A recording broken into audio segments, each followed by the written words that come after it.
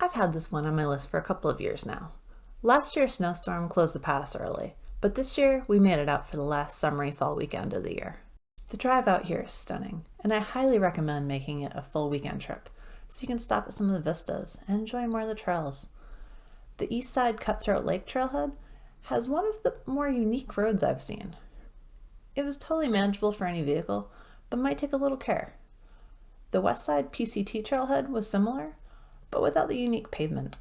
There are two trails to Cutthroat Pass, the PCT trail to Cutthroat Pass on the west side, and the Cutthroat Lake trail on the east side. They are roughly the same mileage and elevation gain. Both are lovely, and they come together in the middle of the pass. The PCT is more popular and arguably prettier, but the lake side is nice too and often quieter. Last year I hatched up this idea of coming up here with at least two cars so we could leave a car at one end and shuttle everyone to the other side, to do it as a roughly 11-mile through hike. This way we would get to see it all and not have to retrace our steps going back the way we came. We had an ideal weekend for it, with beautiful weather right at peak larch season. However, we realized the weather would bring its own level of complication. Right across from the PCT trailhead is Maple Pass, one of the most popular fall hikes, and it gets really busy. 2 years ago, we had to park a mile from the trailhead in order to do it. With multiple cars, we could see this getting complicated in a hurry. We came up with a solution. I went up the night before, did a short hike at Blue Lake, checked out the stars at Washington Pass, and then car camped in order to secure our spot at the busy trailhead.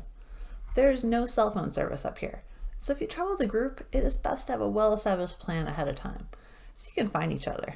We hiked the trail from east to west, starting on the lakeside.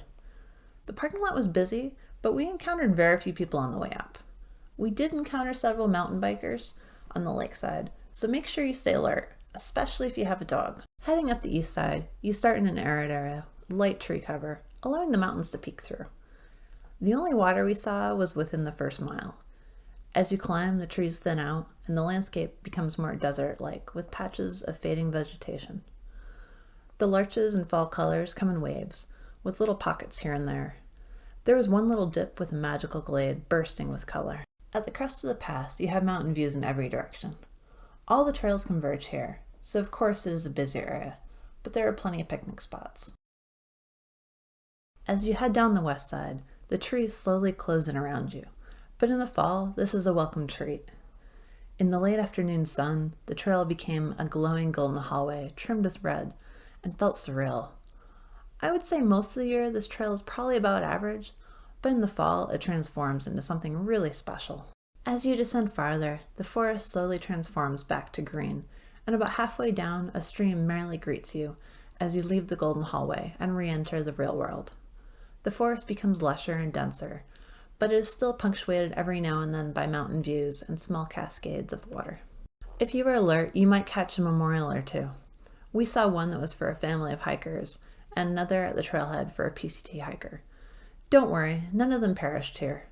The PCT hiker has a couple of photos, along with a sweet recounting of finding love on the Pacific Crest Trail. I thoroughly enjoyed our experience doing the full trail, but would not say it is mandatory. If I had to recommend a direction, I would stick with going east to west, because I think it is a nice way to build slowly. If we had started on the west side, I think the east side would have felt anticlimactic.